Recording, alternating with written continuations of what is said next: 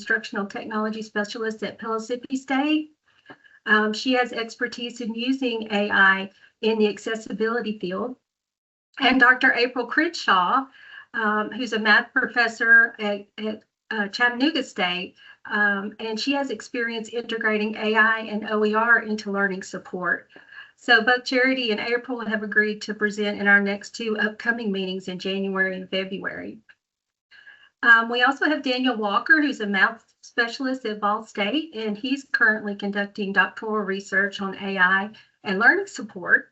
And I'm the facilitator of our group, and I'm also planning to focus my doctoral research on AI. So I'm really thrilled to be part of this group, to learn from this group. So our first couple of meetings were really kind of get to know you sessions. It's amazing how fast an hour can fly by when you get a bunch of really bright people together sharing ideas. And that's exactly what's happened during our first two meetings. Our goal was to just learn each other's backgrounds, what our motivation was for joining the community of practice. And I think we all have a common desire to further our own personal learning about AI, but also to collaborate and share ideas and resources and how we're using AI at our campuses. So the central idea that Dr. Cartwright recommended was for us to demonstrate, provide hands-on demonstrations of how we're using AI. As an effective way for us to see AI in action. So I took the first meeting and presented over NotebookLM, and that's one of the opportunities we had to see AI in action. And one of the opportunities we've seen as well is that AI changes so quickly. In fact, the very day I gave the presentation on NotebookLM, it had Gemini, Google provided a huge update of NotebookLM and added the slide deck feature that you're seeing now and infographic feature, which I also created an infographic as well. So it just changes so quickly that even the day I gave a presentation on it, it had already changed. So one of the things this community of practice is helpful for is helping us navigate that rapid pace of change. So we talked about NotebookLM, and we used NotebookLM to highlight some key use cases or some case studies. Of course, it's a great study tool for students, and instructors can share notebooks with their students and provide them with study guides, quizzes, or students can create their own study guides and quizzes. One of the great use cases was a professor who used it to create a super syllabus where he uploaded all his syllabus materials, and his students were able to use it to ask questions of the syllabus, or to go in and see when something was due, or to get an overview of all the assignments so you can query it. And that was another great use case that we were able to take a look at. And this is an overview of the super syllabus case study. And I already went over that the NotebookLM changed the very day that I gave a presentation on it. So our next steps. Basically, we're going to continue presenting case studies at each of our groups, and also documenting these case studies and policy recommendations and useful resources on the forms that Dr. Cartwright created. And we'll share those with our group so that we are building a resource that everyone can refer to. And each member is going to continue to contribute, and we'll all learn from each other by reviewing each other's contributions, and we'll be able to give each other feedback and to ask questions and just go into a deeper level of learning by working together. Scott Cohen has already provided a resource of several really great case studies within community colleges. And also Dr. Cartwright has provided a policy adoption framework that's very interesting that we can take a look at in our upcoming meetings. So we got a couple of presentations by April and Charity coming up at our next couple of meetings. So overall, I would just say that this community of practice is a wonderful opportunity for us to share ideas, knowledge, and resources, ask questions, provide context, get feedback, and hear how others are taking on the challenge of understanding and using AI. And I'm really excited to see what we can uncover and learn together. So thank you so much for this opportunity.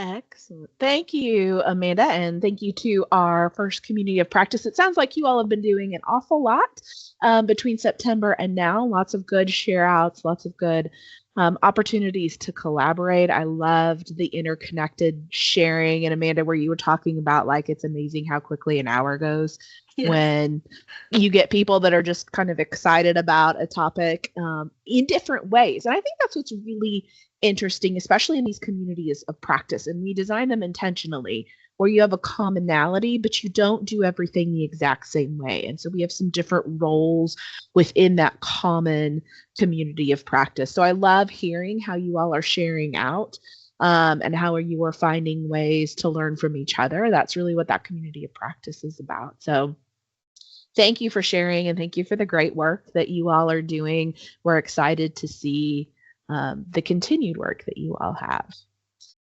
All right. Our next community of practice, we have Jessica Dalton-Carriger, who is here with us because her community of practice has been up to some amazing things as well.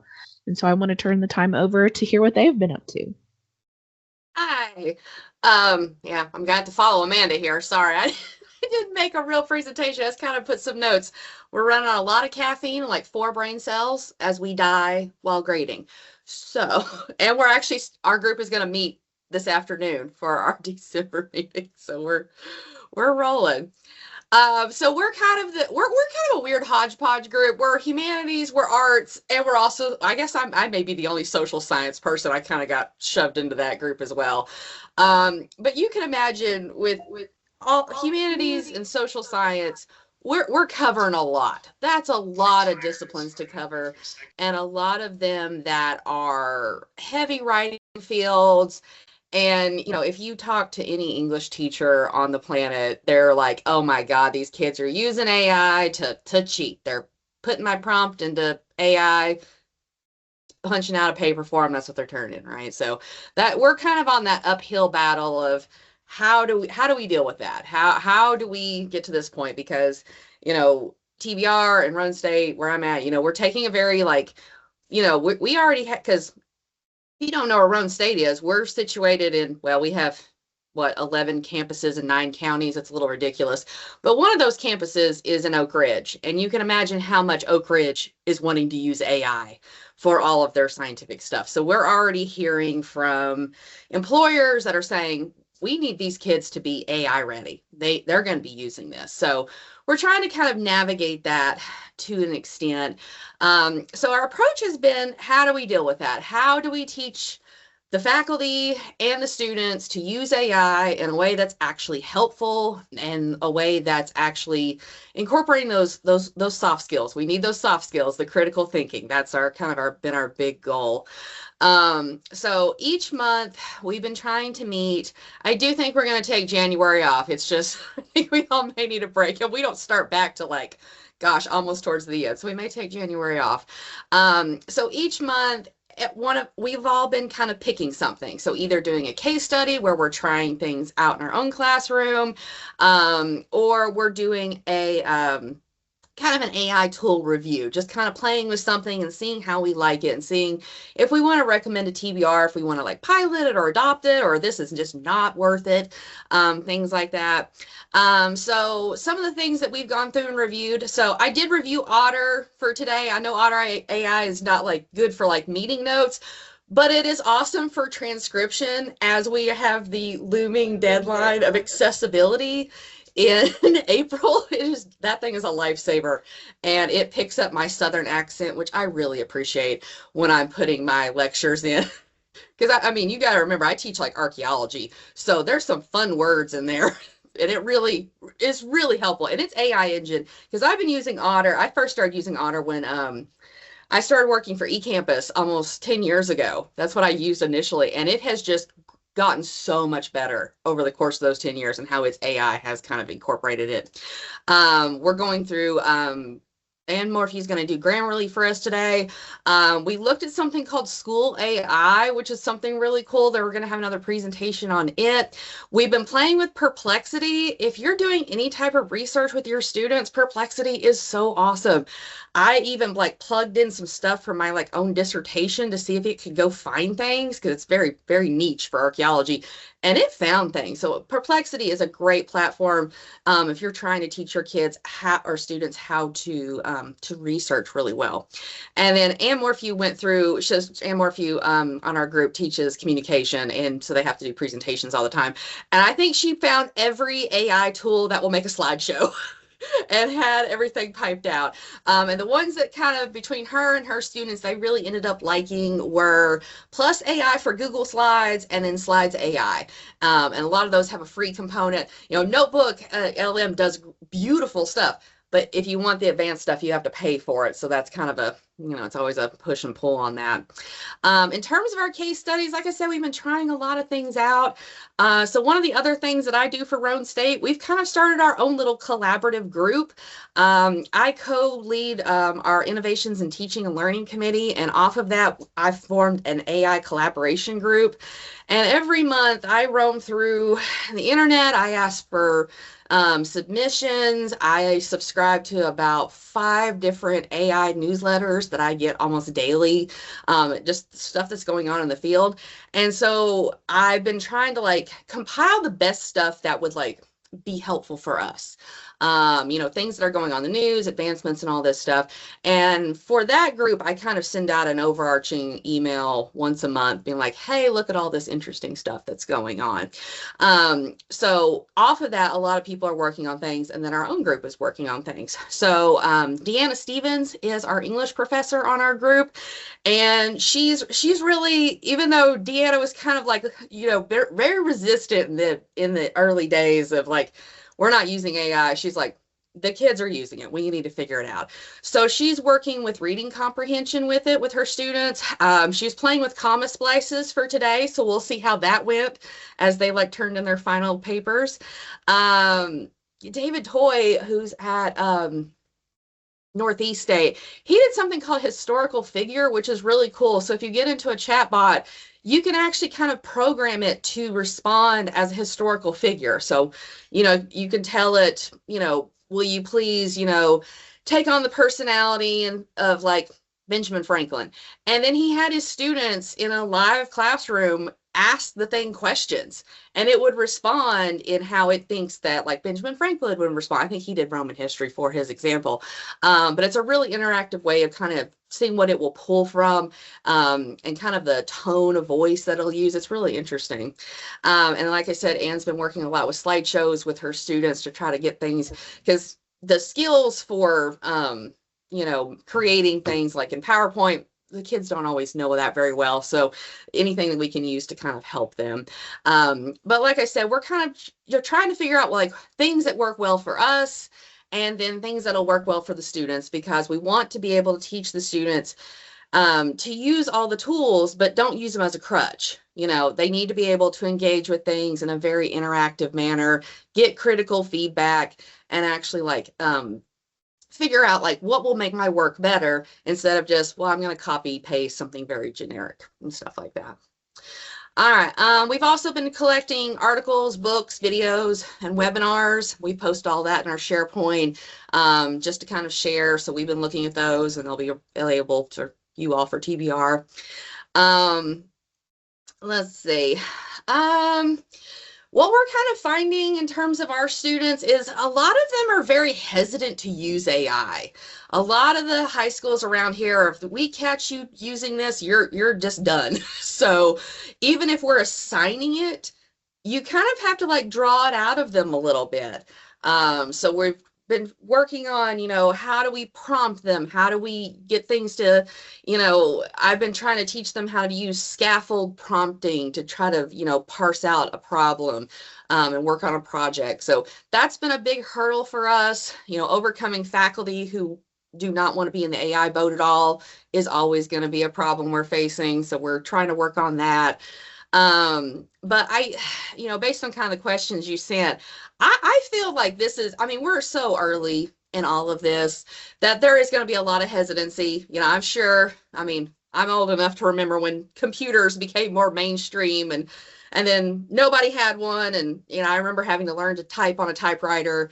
And unfortunately, I'm that old. And, but then the very next year, we all had computers and we all had to figure that out, right? So as this becomes more mainstream, I think the students are going to figure out what's a better way for us to use this. Does that mean they're not going to cheat?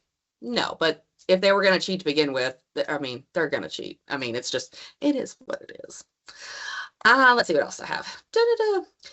All right, so we are meeting monthly. I'm trying to get all that in. And yeah, the hour does go pretty fast, and like trying to like plug everybody in on all the time zones and find a space is always really interesting. But again, we're just trying to see what works for us. What is working the best? Kind of a pet project I've been playing with as I make my stuff more accessible in D2L is I learned how to make a master prompt, which is if you want to make a master prompt for anything, go into a chat pot and ask it, what would you need to ask me to make a master prompt for creating rubrics for sociology, whatever you want. And it'll ask you all these questions, and ultimately it pops you out code that you can just use on every AI chat that you want, and it makes beautiful code. And I've also programmed it to do D2L accessibility headers, so I don't have to do that. And so I can just put the code into D2L. So that's been something that's been so helpful lately as we're trying to like hit that goal. In terms of what's next, we are going to continue kind of this process. After the new year, I do want us to start working on those policy forms that you all had templates for, you know, like the classroom policy, the syllabus policy. We really like the red light approach, you know, like you can use it on some things, you know, you can use it on anything, you can't use it at all, right? So we're probably going to play a lot with that, but with our disciplines, this is probably going to be something we're going to have to get more into like the nitty gritty on and kind of figure out what we're doing and what we would ultimately kind of like for that to look like. But that's going to be, well, that's my goal for after January. We'll see how it goes. That's kind of all I had. Well, no, I appreciate it. You all have a lot going on, and I saw in the chat as well where you have shared several of the items that your team has worked on and shared as well, which was really helpful. I also noticed that several of those community practice members are here. So if you all want to chime in, I did see that Anne had popped some things in there as well, Saeed. So if you all want to pop things in the chat about what you're working on, or come off mute for a minute and share something specific that you have gotten from your community of practice. And I think we've got a couple people from Amanda's community of practice as well. I love the shared learning, and that's kind of the point of the community of practice, is to have that shared common space to learn together, because there is, as we've learned, there's no one expert. You can't possibly have an expert when you use a tool and 10 minutes later it changes.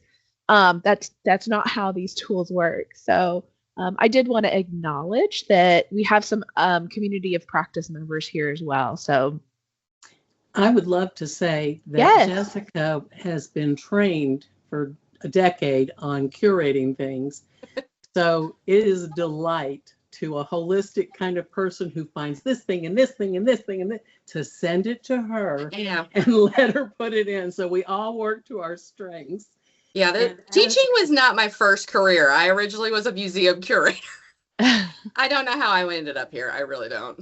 And next, I would like to add that anyone who hasn't seen chat, when students create presentations for Communication 2025, speech, formerly called Speech 1010, I encourage them, and I try to do this on my content as well, to use less font and to make more graphics that you can accompany with those cue cards where more of your information is, so that you can talk to us.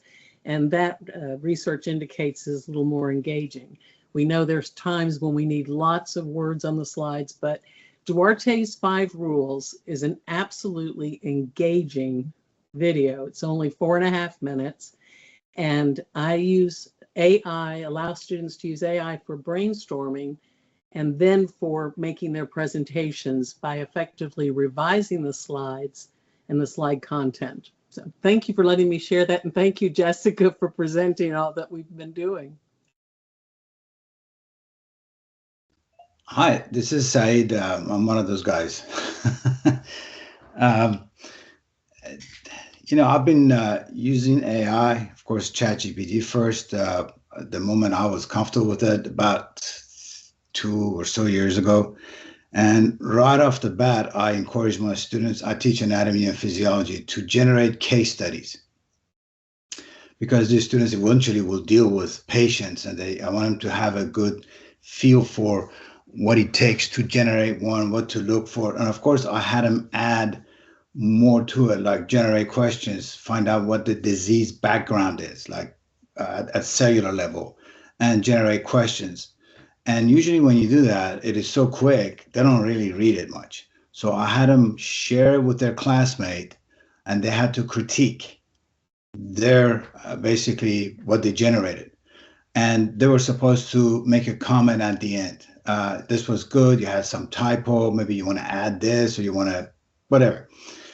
Usually my experience was the student who did the critiquing knew more about the case than the person who generated it.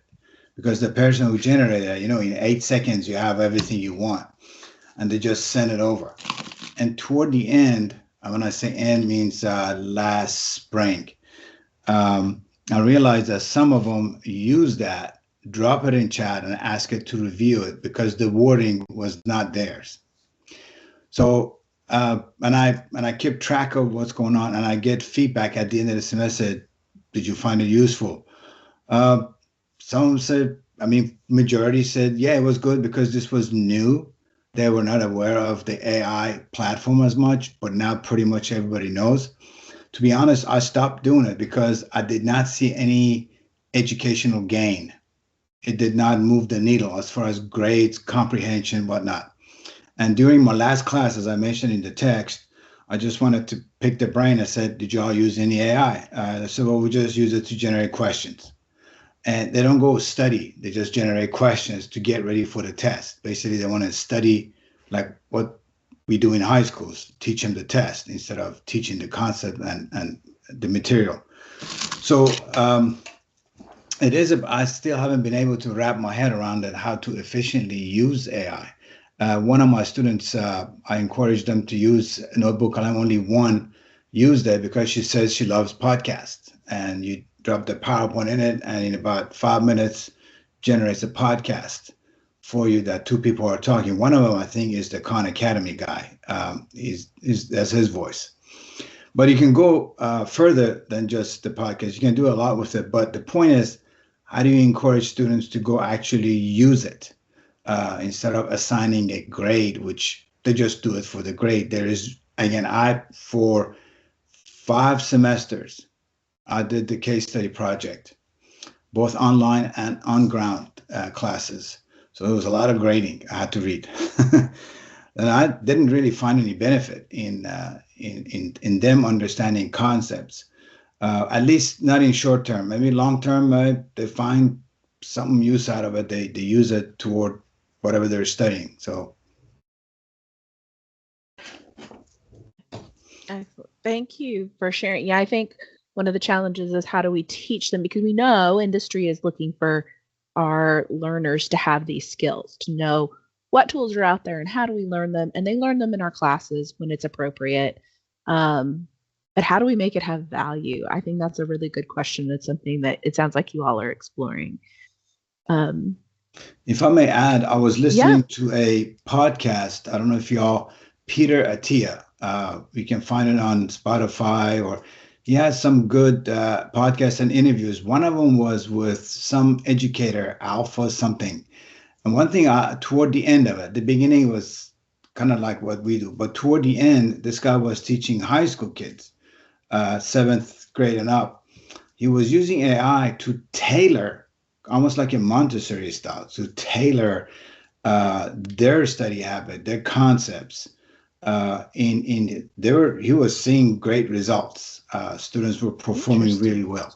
Again, haven't been able to wrap my mind around how to do it in a community college when you have so many sections to be able to channel, because we complain about, I've mentioned this to my colleagues about, oh, plagiarism, copying this and that. Okay, yes, they do that. They cheat. We all want to find an easy way out. But let's find a way to channel this in a positive way. Use the technology to theirs and our advantage to upgrade our maybe traditional teaching. I don't know. Mhm. Yeah, the Alpha School is a really great example. I listened to that podcast too by Peter Attia, and it's amazing that they are able to take students that will initially show a fourth grade understanding of math, and within a few months can go and take the SAT and get a perfect math score just by tailored learning. And they're using AI to tailor that learning to that specific student. So that's one of the things that I'm really excited about AI being able to do. Of course, actually seeing it in practice, I haven't seen it on my campus yet. I'd like to, but hopefully soon. Yeah.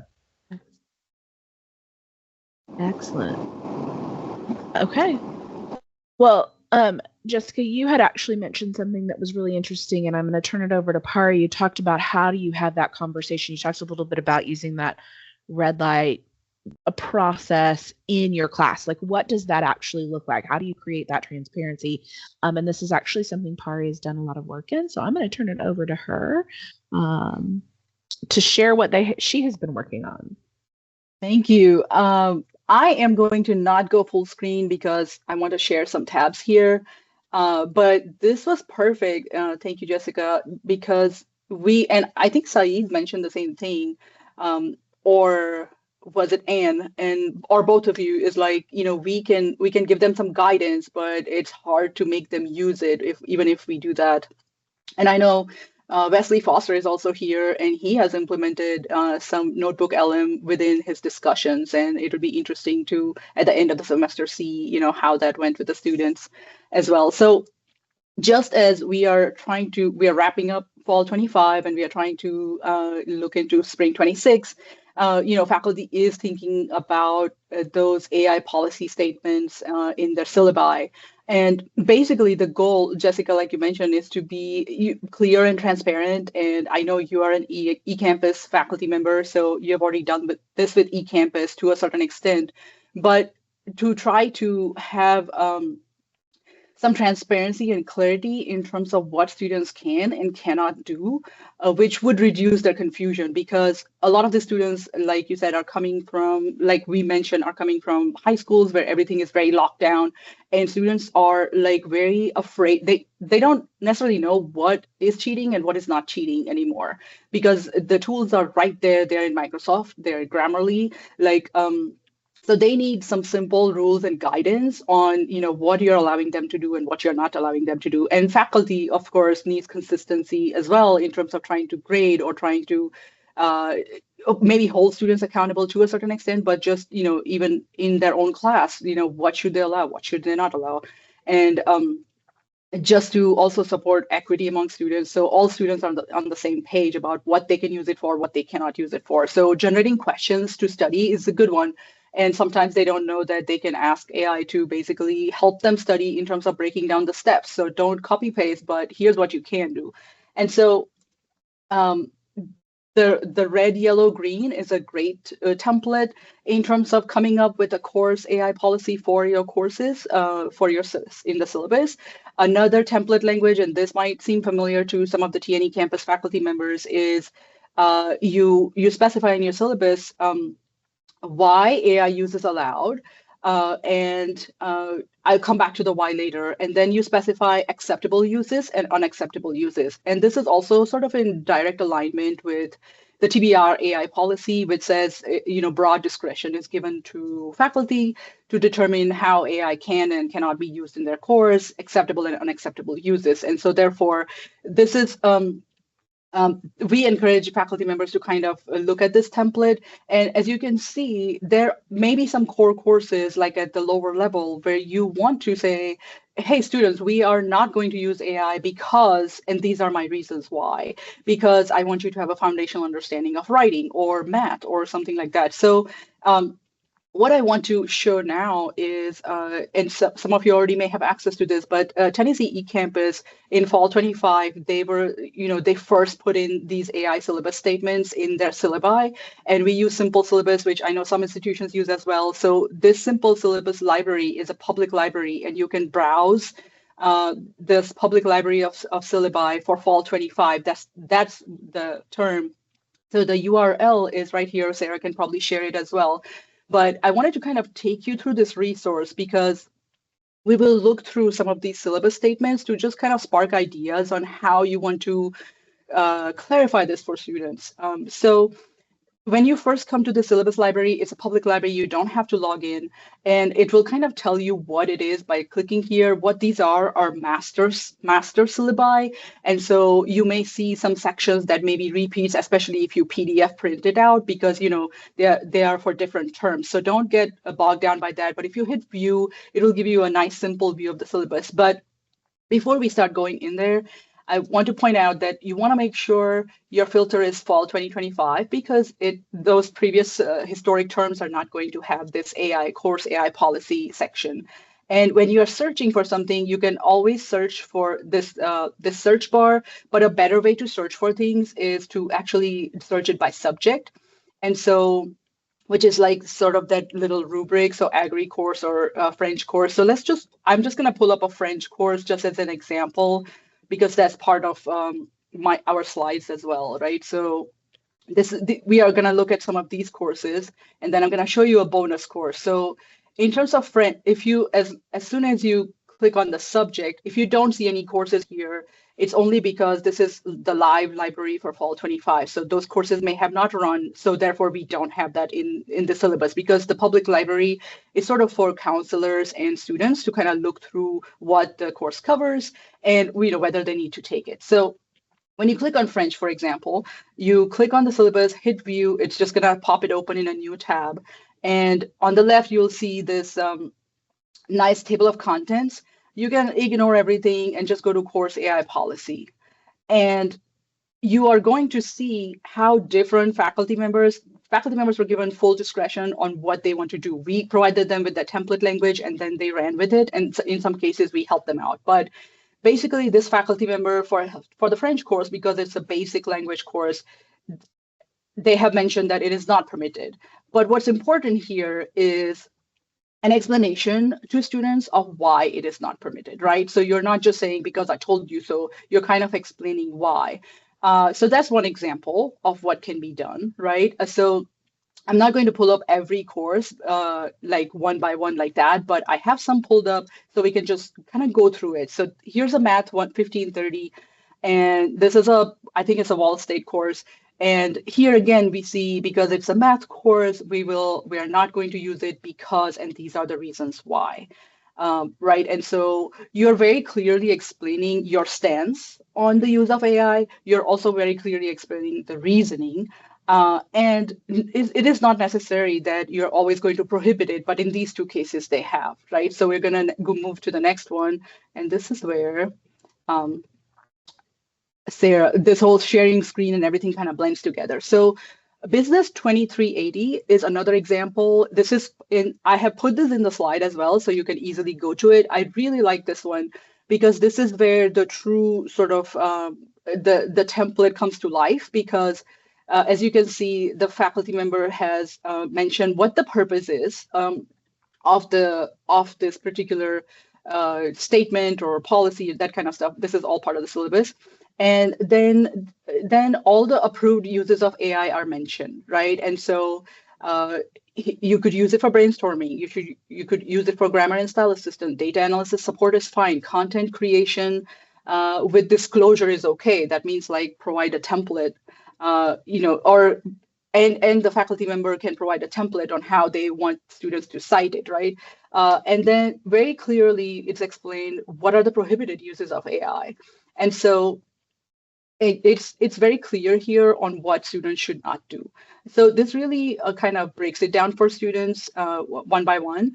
on what they can do, cannot do, and then what is the ethical and responsible use. So it kind of brings them into that piece. And believe me, students are very, very aware of the ethical implications, environmental implications of AI. It's Gen Z and it's Gen P, which just came out of the pandemic, and so they're very much aware of all this stuff. And finally, the faculty member says, these are the disclosure requirements. What did you use? How did you use it? You could even provide them like a Word document template and say, I want you to give me a list of the prompts that you use to generate this output, or that kind of stuff. And finally, there's another extra piece saying, if you're confused about anything else, just let me know. So I really like this example. This is very detailed. Yours can be, according to what your course requires, but that's a comprehensive example. Going to the next one, I wanted to just show you two approaches to English, English 2300 and English 3134, and you can see that this is I think a creative writing course. Let me see what course this is. Creative writing course, right? And so this particular or faculty member has chosen to not allow the use of AI. And again, the why is very important. And I keep harping on this because I think students want to know why they should use it and shouldn't use it. And sometimes when you explain your why on why I want you to use it, it will probably get more buy-in for them to start using that tool in the ways you're encouraging them to use it. So it works both ways, right? So even if you allow it, it's just tell them why. And it will help you when you get a copy editing job and first job, that kind of stuff. So that's one approach to English, and I want to share this other approach to English, and this is a technical writing course. Again, this faculty member is allowed the use of AI for all these reasons, and then still they're telling them what are the acceptable uses, what are the unacceptable uses. And again, there are AI citation guidelines. This is part of our template, and we are happy to share the template with you, so you can use it in your own courses as well. And then you can also have additional guidelines in here, which is also part of the template. So you can just say, if you do use it, do this, or you can give them additional guidelines. This can also be not course specific. This can also be very assignment specific. You can say, we will use AI in this assignment, but not these assignments. So you could get nuance there. You should, as the course developer or the course faculty member who is the owner of the course, you should have that flexibility. Just be clear is the best one. And this one is Anthropology 1130. This is the bonus item, and it's because Jessica is the author of this one. I'm kind of bragging on you because I really love this example as well. And so here again, it is allowed in specific instances. So this is conditional usage, and very clearly what the reasons are, what are the acceptable usage, what is the unacceptable uses, and then details about citation and stuff like that. So take this resource, kind of look through it, TNE Campus Simple Syllabus Public Library, and then go through those fall examples, use it as you want to. And the reason we are asking, we are sharing these examples and this resource is that you can really go you can really go very many different ways, and some examples sometimes will spark some ideas of your own. So I'm gonna stop sharing just for a minute and see if there are any questions before I kind of wrap things down. You know what's sad? I missed that on the directions and I got dinged for it. That was like such a rush job to get it in there and ready for. Hey, but I was like, hey, you missed this. It's fine. I know. I'm about to like scorch earth that whole course, so it's gonna get a whole overhaul. Oh yeah, this is fall 25. So what will happen is I forgot to mention spring 26 we are also gonna have the same thing. So our spring 26 courses are in the prep process right now. So that's good. All right. Well, let me wrap this up. We'll still have some time. Oh no. How did this happen? Okay, so I want to view slideshow. Okay, yes. I want to, in wrapping up, basically, I want to share our our AI learning collaborative resources. And most everybody who is here knows the Bridging Minds and Machines website.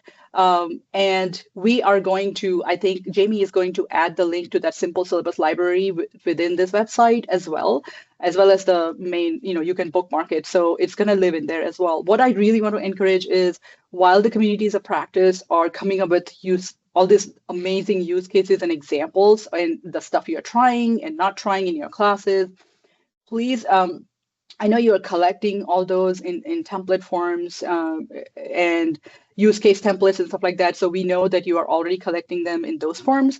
What we would really love you to do is we have the TBR AI Exchange, which is a searchable database of the use cases. And so if you could just really pop over there and add your use case, upload your use case in there, what that allows you to do is, kind of share it with the whole community, because they can search by institution, they can search by, if it's an AI use case for accessibility, for example. So I would really encourage you to go to that ailearning.tbr.edu and there is no sign-in required or anything like that. All you have to do is upload your use case, and you can browse other people's use cases. We encourage you to put things that worked. We also encourage you to put things that don't work, so that other people, it's like, I try to use it like this and it didn't work, and that's valuable as well.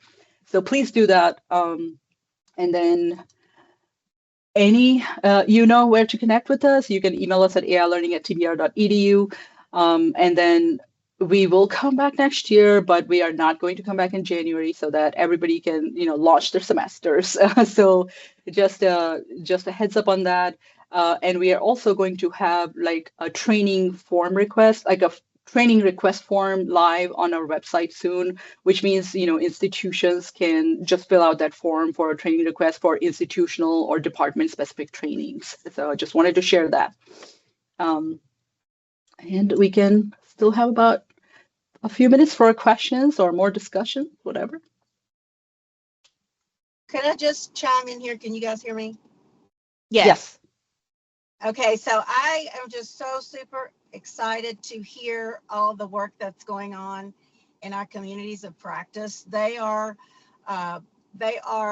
building themselves in the spirit in which we exactly hoped for and envisioned, that it's a collaboratory and that you're working together, because this is a big lift and it's going to take all of us working together.